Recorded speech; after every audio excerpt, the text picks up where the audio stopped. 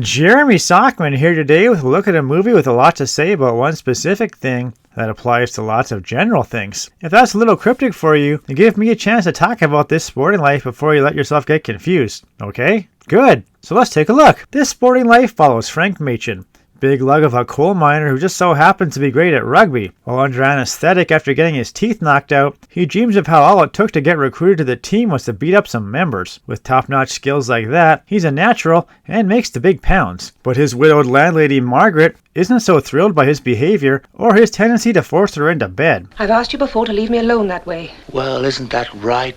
Bloody handsome of you. But hey, he buys the kids presents and takes them on trips in his flashy car. It's only when he takes her to a nice restaurant and embarrasses her that she decides to boot him out. Well, he doesn't take that well and is a bit mean to her, which, whoops, makes her have a brain hemorrhage and die. Spoiler alert, he blames a spider, then has to go play rugby the next day.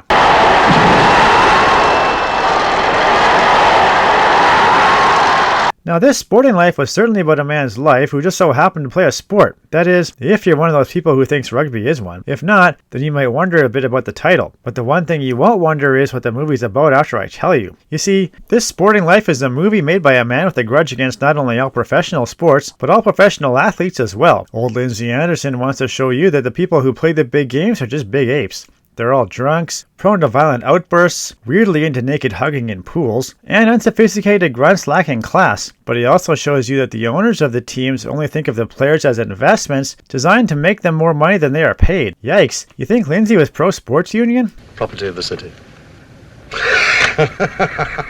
I got Amma to pay 30 bob. That's hardly a wage. But we are representing other people. We are responsible for investing their money soundly. Then there's the fans. Mr. Director thinks they just want to see violence and spectacle. They don't care that there are real people on the field taking those beatings. That pretty much covers all the bases in the big-time game, right? Or do you think this ultra-negative view of Anderson's is simply contained to the world of pro rugby? Wait, is there pro rugby? It doesn't matter, because the movie's not called This Rugby Life, it's called This Sporting Life. So obviously, it's meant to be a metaphor for all sports, not one. You needn't take it seriously. Why not? It's only a game of sport, all a game.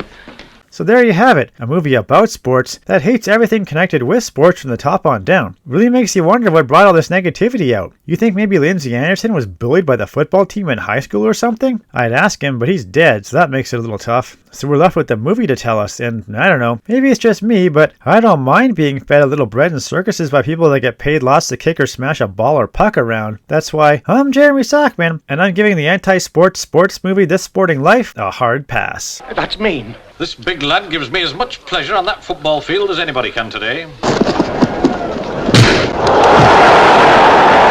Bloody hell. That's not what I call football. I don't enjoy getting kicked up out in a football field for other people's amusement. I'm getting tired of just hanging around. I'm gonna get married and settle down.